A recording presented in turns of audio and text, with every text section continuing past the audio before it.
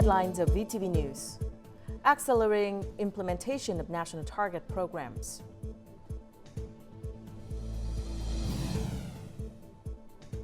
EUROCHAM'S White Book shines spotlight on sustainable development and green economy. And later on in our world news, AI concerns take center stage at a 54th World Economic Forum.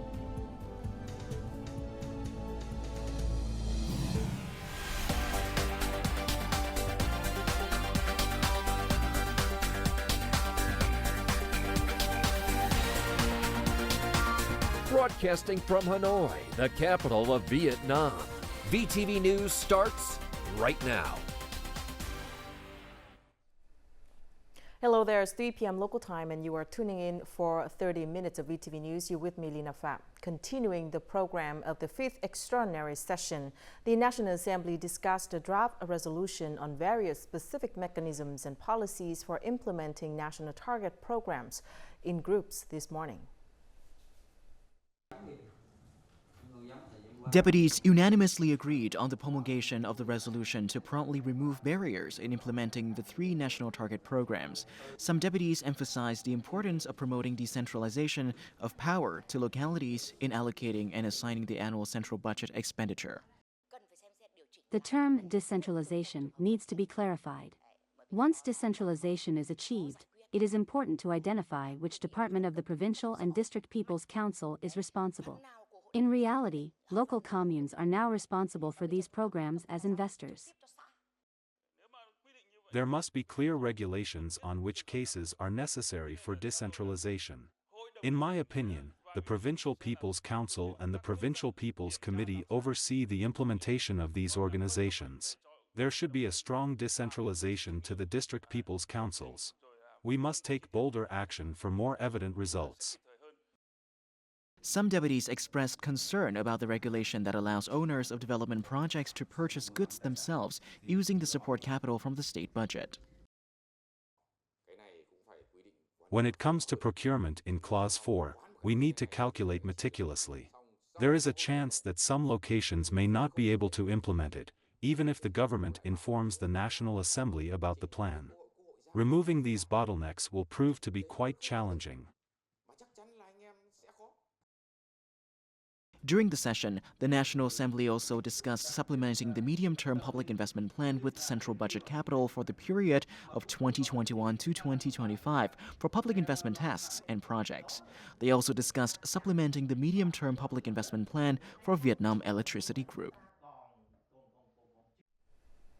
Prime Minister Phie and his wife departed from Hanoi on January the 16th to attend the 54th annual meeting of the World Economic Forum, or WEF, in Davos, Switzerland. They were invited by Klaus Schwab, the founder and executive chairman of WEF. Themed Rebuilding Trust, the meeting offers Vietnam an opportunity to understand different development and governance models, as well as development trends worldwide. This knowledge will help Vietnam effectively respond to challenges and attract resources for national development. Prime Minister Phie is one of 8 country leaders scheduled to attend and participate in important discussions, including dedicated sessions focused on Vietnam. He will lead discussions with CEOs of leading corporations and engage in bilateral meetings with leaders from other countries, international organizations, and businesses. Following his time in Switzerland, the Prime Minister will make official visits to Hungary and Romania upon invitation from the government leaders of both European countries. The State Bank has recently issued Circular Number 22, which modifies and adds to several articles of Circular 41 that regulate capital adequacy ratios for banks and foreign bank branches. One notable change is the reduction of credit risk-weighted indicators for loans used to finance industrial park projects by 40% compared to other types of real estate businesses. This will lead to reduced provisioning by banks and increased lending opportunities. The occupancy rate of the industrial park reaches up to 70%. Despite the challenges faced in 2023, rental prices for industrial land increased by 33% in the south and 15% in the north. Therefore, Reducing the credit risk-weighted ratio is expected to provide a boost for the industrial real estate sector. Banks and credit institutions can be more open to lending for industrial park real estate. This also contributes to attracting FDI capital. In addition to industrial park real estate, credit risk-weighted indicators are also being reduced in many other fields. For instance, loans for purchasing social houses and houses under government support programs will be reduced from 20% to 50%, and loans for agricultural and rural development will decrease by 50%. The capital adequacy level of state-owned commercial banks is lower than the average. In addition, these banks also face greater pressure on capital and hold a large market share in supporting the economy. According to the Ho Chi Minh City Real Estate Association, Circular 22 introduces a new provision for calculating risk coefficients. Instead of solely relying on collateral, credit ratings are now taken into account. Credit ratings force businesses to operate properly and meet international standards. The amended circular is expected to encourage credit institutions to promote loan development. Additionally, it aims to direct capital flows towards priority areas, such as social housing projects or industrial park real estate.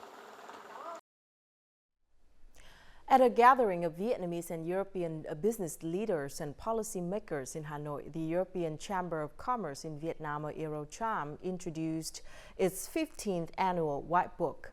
EUROCHAM Vietnam's White Book provides insights on Vietnam's business policies from the European business community, highlighting the increasing interest of European businesses in green investment in Vietnam. The White Book also includes recommendations from European businesses in Vietnam to enhance the business environment in the future. EUROCHAM Vietnam's White Book 2024 highlights the significant shift in investment and trade relations between the EU and Vietnam, which have become increasingly close and sustainable in recent years. The publication emphasizes the importance of implementing adaptive policies and strategic adjustments to address the current challenges and opportunities. These measures will play a crucial role in helping Vietnam sustain its growth and capitalize on numerous investment opportunities for long-term development. We are, let's say, slightly optimistic that 2024 will be a bit better than 23, but it is not going to be a V-shaped recovery, so it will be a very gradual recovery. And we are more bullish on the second half of 24 than the first half. However, according to the White Book, European businesses still have some concerns when doing business in Vietnam. There are still a number of barriers and obstacles in a number of sectors, and that's why this White Book that has been launched now by EUROCHAM today is extremely important, because it gives recommendation on how to make the business environment even more conducive to business, not just for European business, but also for Vietnamese business, support growth, jobs, and attractiveness for investment here in Vietnam. The White Book also offers recommendations to encourage investment and trade, aiming for a more advanced, environmentally friendly, and sustainable Vietnamese economy. There we put in recommendations on making the laws easier, making the regulations easier, making the PPAs, the power purchase agreements, bankable with regards to changing regulations. EUROCHAM Vietnam's White Book 2024 aims to maximize the potential of bilateral economic and trade relations between the European Union and Vietnam. It seeks to contribute to shaping initiatives and future investment strategies between Vietnamese and European businesses. The level of mechanization in Vietnam's agriculture is relatively low compared to other countries in the region and the world. Specifically, the forestry sector has the lowest level of mechanization at only about 30%. This is primarily due to the fact that forestry production is heavily dependent on terrain and farming conditions, which makes it challenging to increase added value. Although the agricultural machinery market in Vietnam has great potential, it also faces several challenges. For instance, power equipment still lags behind the average equipment level in ASEAN countries, and domestic manufacturers have a relatively low market share. Furthermore, domestic machinery production capacity can only meet 32% of the market demand, making mechanization difficult as it relies on 70% of imported agricultural machines. To address these issues, the agricultural sector has set a mechanization goal for 2030. This includes achieving a mechanization level of 50% in the forestry sector, 70% in cultivation, 60% in livestock husbandry, 90% in aquaculture production, 95% in fishing, and 90% in salt making. According to statistics from the General Department of Customs, Vietnam's cashew exports reached 2.66 million tons, valued at $3.07 billion in the first 11 months of 2023. Compared to the same period last year, cashew exports saw a growth of 46.5% in volume, but only a 19.2% increase in value. The United States, China, and the Netherlands are the main export markets for Vietnamese cashew nuts. The U.S. market leads with $885 million, a 5% increase compared to the previous year. The cashew export forecast for 2024 indicates potential for further growth. In terms of market prospects for 2024, analysts predict that Asia will be a key market for the cashew industry due to its lower susceptibility to war. The U.S. market is also expected to perform well, as some customers in the U.S. have reported an improvement in purchasing power and a decrease in inventories, indicating signs of economic recovery. However, the European market is forecast to continue facing difficulties due to high inflation and weak purchasing power. As a result of the EU's increased regulations of coffee origins and the decline in coffee production, businesses have shifted their strategies. Rather than focusing on increasing output, manufacturers now prioritize improving quality, which will add value to the coffee industry in 2024. This company is a leading enterprise in coffee export in Vietnam. It is also at the forefront of investing in modern, automatic machinery systems. Benefiting from the increase in coffee prices and a stable supply of raw materials, the company produces over 1,000 tons of coffee daily, meeting the demands of its partners. Assessing the current situation, we have come up with a production plan based on this year's coffee output and are maintaining connections with cooperatives to ensure a stable supply. Amidst the coffee supply shortage, Vietnamese businesses are seeing great opportunities to enhance the value of their products. This is particularly true in European and Asian markets, which are experiencing an increase in Robusta coffee imports. Vietnamese coffee is gaining popularity due to its excellent quality and clear origin. EU consumers love Vietnamese Robusta. It will be better if we focus on post-harvest processing. Only then can Vietnam's Robusta compete with international Robusta.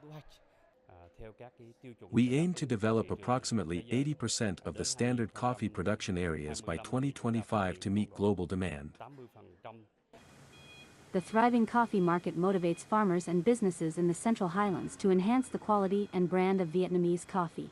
Their goal is to achieve an export turnover of $5 billion by 2024. And before we move to the next part of VTV News, let's check out how the Vietnam dong is weighed against other currencies in the world market today.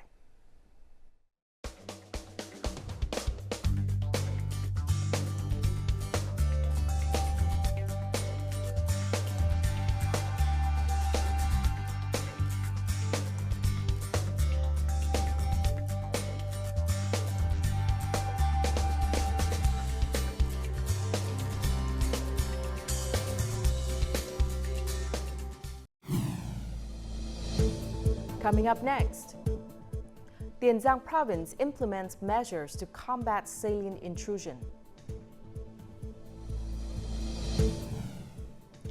And schools foster ethnic cultural promotion.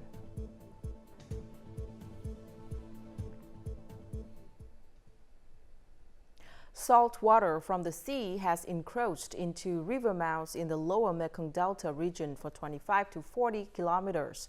With the return of El Nino, scientists have warned of a reoccurrence of the dry season and severe saltwater intrusion similar to what happened in 2016.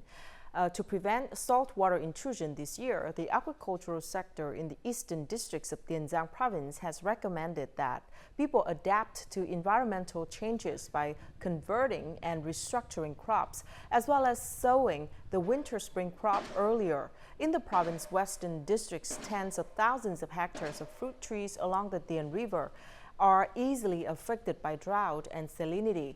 To address this, the authorities have completed the construction of 6 culverts on Road 864 to prevent salinity. In the near future, the agricultural sector and localities have agreed on the location of 3 steel dams to prevent salinity and store fresh water for durian growing areas in Cai Lậy district and Cai Lậy town. Many businesses are making efforts to ensure full salaries and bonuses, especially by collaborating with labor unions to support workers, particularly those from other provinces, as the Tết holiday approaches. The Vietnam General Confederation of Labor has instructed unions in industrial areas to increase support for workers facing difficulties. Starting this week, labor unions in Bac Giang province will visit workers' boarding houses to understand their needs. This company has partnered with the Bac Giang Provincial Labor Union to offer more than 70 gifts and complimentary transportation tickets to the workers.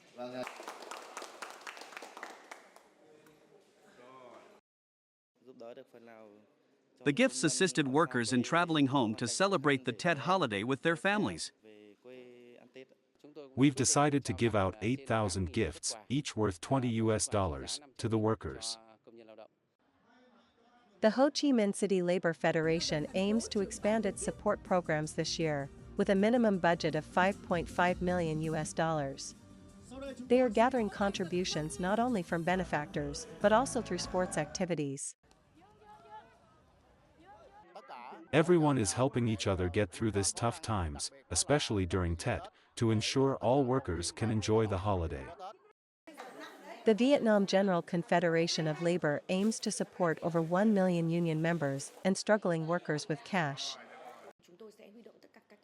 We are mobilizing resources to serve employees for 3 weeks leading up to the Lunar New Year. We carefully prepare plans to encourage them to spend Tết either in their hometowns or locally. The collaborative efforts of government levels, labor unions, and the business community are gradually contributing to improving the material and spiritual well-being of workers. This support helps them work with peace of mind and dedication. The preservation and promotion of ethnic cultural values have gained increasing attention nationwide. The lifestyle, language, customs, and practices of ethnic groups are now being taught to younger generations through school lessons and extracurricular activities. Our report focuses on Đắk Lắk province. Students at this boarding high school have been enjoying interactive activities with the gong instrument from the Central Highlands. The majority of them have become skilled performers with the instrument. The melodies of the bronze gongs and the rhythmic dances of the people have a special charm that captivates these young souls. I recently learned the art of liquor serving and guest reception. It was challenging, but incredibly enjoyable. I love this. I will continue learning to further showcase my performance skills. To ensure that cultural values are preserved with originality, the boarding high school and secondary school for ethnic groups of Krong Buk districts have invited established artisans to provide better guidance for students. A growing number of students have joined our ethnic cultural class each year. It has motivated us to open more classes. Currently, schools in the Central Highlands are prioritizing the preservation and promotion of ethnic cultural identity. They are achieving this through various meaningful activities, such as music clubs, practice spaces, and knowledge contests. We want the students to learn the customs of their own ethnicity and be determined to preserve them. Traditional cultural education has proven to be effective in equipping ethnic students with knowledge. This knowledge, coupled with a sense of pride, serves as a strong motivation for them to actively contribute to the preservation and enhancement of local culture. Cultural tourism has been identified as one of Vietnam's key cultural industries, aiming to generate profitability through tourism products. Local souvenirs are a prime example of such products, serving as a significant source of income for each destination. However, there is still much work to be done in the future to establish a distinct local identity for each souvenir item available for sale. Van Lerm Embroidery Village, located in Ninh Bình Province, is renowned for its rich tradition and craftsmanship. This village is one of the 77 craft villages that offer a wide range of tourism goods, including bags, conical hats, and boxes. However, these products often suffer from unattractive and repetitive designs, posing a significant challenge for both craft villages and cooperatives. We haven't recruited a specialized design team yet, and we don't have money for that either.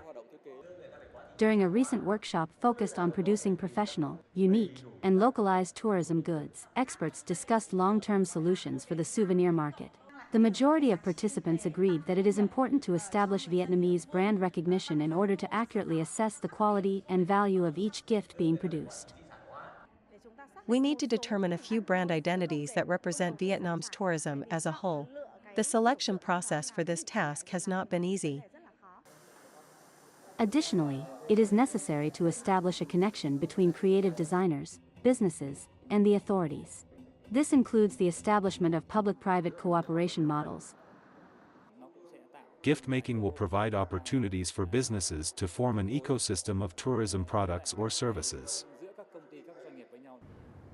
Revenue from gift sales in tourism-oriented countries accounts for half of total tourist spending. In Vietnam, however, this figure is a humble 15 to 18%, indicating the need to activate the gift market in famous tourist destinations. A number of British foreign travel agents are keeping close tabs on potential Vietnamese destinations thanks to the country's visa exemption policy for UK citizens to stay for 45 days, along with convenient air travel. According to UK media outlet Travel Weekly, with more than 2,000 miles of coastline, delicious street food, blissful palm tree-backed beaches, vibrant cities, and relaxed cruises on the Mekong, Vietnam's appeal is clear. It also noted that it's now even easier for British people to visit the country since Vietnam Airlines started operating 4 flights per week from the UK's biggest airport, Heathrow, to Hanoi, as well as 3 flights per week to the largest metropolitan area, Ho Chi Minh City.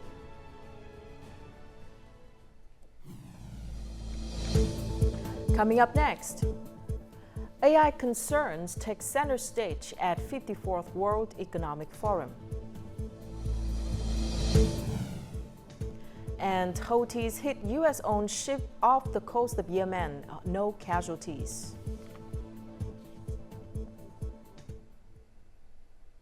Artificial intelligence, or AI, and the associated risks continue to be a major concern at the 54th Annual World Economic Forum in Davos, Switzerland.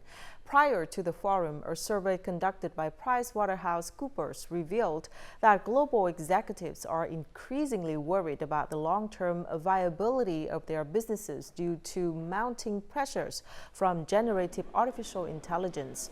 Approximately 75% of respondents predict that AI will significantly impact their business within the next 3 years. The majority of executives anticipate the need for employee training in new skills to adapt to AI, while many also express concerns about cybersecurity risk, misinformation, and bias towards specific groups of customers or employees.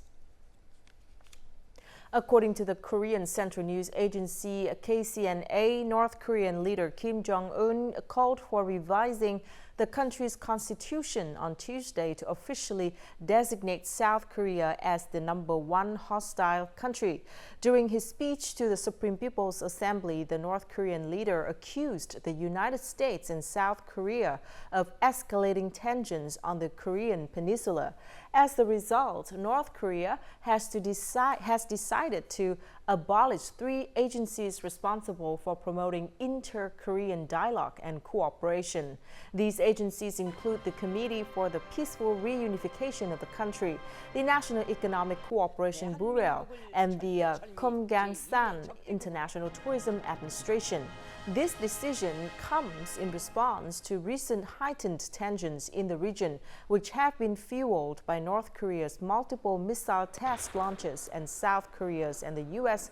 live fire exercises. Houthi forces in Yemen announced on Monday that they had struck a U.S. ship in the Gulf of Aden with an anti-ship ballistic missile. Earlier on the same day, the U.S. Central Command reported that the Houthis had attacked the dry bulk ship Gibraltar Eagle, which is owned and operated by the U.S. Fortunately, the ship was able to resume its voyage without any casualties reported. According to the Houthi military spokesman, all U.S. and British ships and warships involved in the attack against Yemen will be targeted. Since October of last year, Houthi forces have been targeting commercial ships that they believe are connected to Israel as a means of supporting Palestinians and the Hamas groups in the ongoing conflict with Israel in the Gaza Strip. Approximately 70% of high-value goods exported from Japan, Vietnam, Malaysia, and South Korea enter Europe through the Red Sea. However, the ongoing series of Houthi attacks on cargo ships has disrupted the supply chain from Asian countries to Europe, leading to a halt in mass manufacturing across European countries. Some of the world's shipping giants have diverted their container ships away from the Red Sea route. Commercial container ships are now being forced to pass the Cape of Good Hope in South Africa, which adds several weeks to the journey. Danish container shipping company Maersk stated that redirecting ships around the southern tip of Africa is expected to cost up to $1 million extra in fuel for each round trip between Asia and Northern Europe. Analysts predict that it could take months to re-establish security in the Red Sea. We've seen 3 major container firms rerouting their ships around the Cape, around South Africa. We've seen oil and gas going that way as well. So economically, there's been a real spike in the price of shipping and insurance rates as well. So that's not sustainable. The risk to commercial shipping in the Red Sea from Yemen-based Houthis remains heightened following their largest attack in the area to date. It is anticipated that more shipping companies will reroute their vessels, opting for the longer journey around Africa if the attacks escalate to land. At the moment, we've seen about 1 in 5 vessels are going via the Cape of Good Hope. I think as these situations take place, we will see more shipping companies make that evaluation. I think the confusion around the Houthis saying they would target all coalition vessels has been a concern for the industry. We, as many risk management companies, are saying that the threat remains the same in its current state. Experts believe that if the Houthis shift their attacks to oil tankers and essential goods carriers, it would have a more severe impact on the global economy. And now let's take a look at the weather forecast.